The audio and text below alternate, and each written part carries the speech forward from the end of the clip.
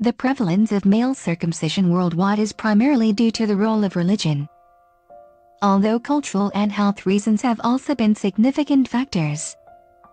Male circumcision is compulsory for Jews and is commonly practiced among Muslims.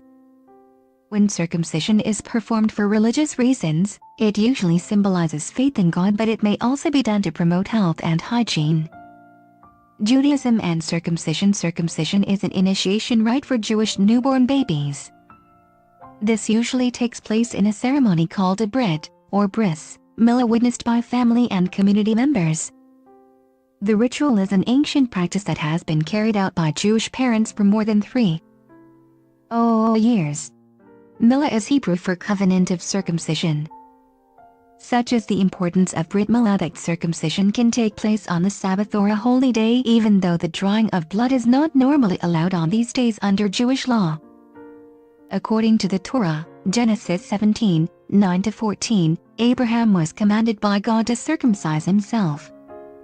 All male members of his household, his descendants and slaves, in an everlasting covenant. Under Jewish law, failure to follow the commandment given to Abraham incurs the penalty of karet, being cut off from the rest of the community of God. The Torah, Genesis 16:14, also says, "Any uncircumcised male who is not circumcised in the flesh of his forearm shall be cut off from his people. He has broken my covenant." There are no special rules about where the ritual should take place. Most often it is held at the family's home, but some people prefer it to be done in a synagogue. The ritual is performed by a mahal, circumciser, usually an observant Jew, on the 8th day after birth unless there are medical reasons to prevent it happening. The mahal is required to have studied the religious laws and have the surgical skills essential to the operation. In the UK, the Initiation Society of Great Britain and the London Beth Din, Jewish Ecclesiastical Court, oversee the training and examination of student mahals. The Bris is an important family celebration for Jewish people. It is required that the father and mahal must be present, but it's usual for other family members to participate too. Traditionally, an empty chair is set aside in the room for the prophet Elijah, who oversees the proceedings and ensures the continuation of the ritual. The child may be brought into the room where the circumcision is to take place by the mother and other female family members. During the circumcision, the child is held on the lap of a person who has been chosen to act as sandak. The grandfather of the child or the family rabbi often takes this role, and it is considered an honor to do this. Blessings are recited and a drop or two of wine is placed in the child's mouth. Afterwards, the family celebrates with a festive meal. He is given his official Hebrew name. Muslims are still the largest single religious group to circumcise boys. Islam and male circumcision. In Islam, circumcision is also known as tahara, meaning purification. Circumcision is not mentioned in the Quran, but it is highlighted in the Sunnah, the Prophet Muhammad's recorded words and actions. In the Sunnah, Muhammad stated that circumcision was a law for men. The main reason given for the ritual is cleanliness.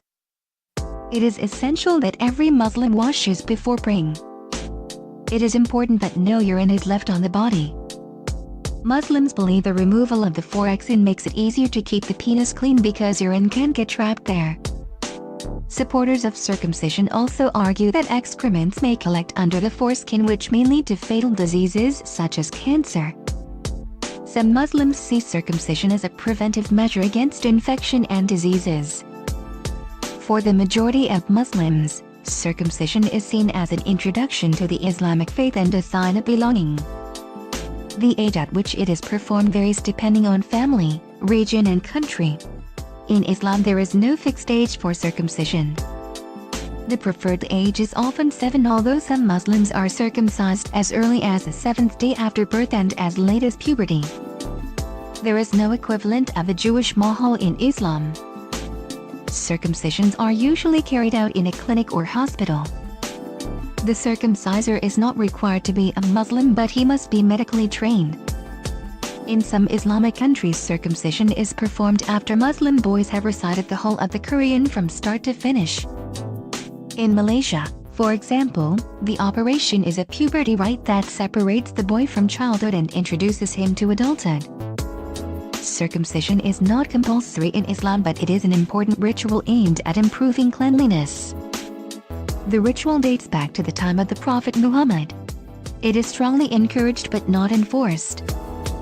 According to tradition, Muhammad was born without a foreskin, a prosthetic. Some Muslims who practice circumcision see it as a way of being like him. Circumcision was also practiced by past prophets. Every Muslim is expected to follow the way in the life of the Prophet Muhammad. Therefore, all Muslims, devout, liberals or seculars, observe this ritual. Muslims are obliged to follow not only Allah's message in the Holy Quran but also what the Prophet said or did, as proof of their dedication to Islam. Traditionally, adult converts to Islam were encouraged to undergo the operation, but this practice is not universally endorsed, particularly if the procedure poses a health risk. Christianity and circumcision. In the Old Testament, circumcision is clearly defined as a covenant between God and all Jewish males. Circumcision is not laid down as a requirement in the New Testament. Instead, Christians are urged to be circumcised of the heart by trusting in Jesus and his sacrifice on the cross.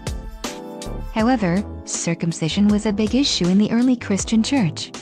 As a Jew, Jesus was himself circumcised. Adult Greeks, in particular, who converted to Christianity were unwilling to undergo the painful operation. The ritual was not enforced amongst non-Jewish converts, and circumcision was even seen by some as being contrary to the Christian faith. It became a sign of separation between circumcised Jews and new adherents of Christianity. The issue was debated in the Didache, one of the earliest Christian documents discovered.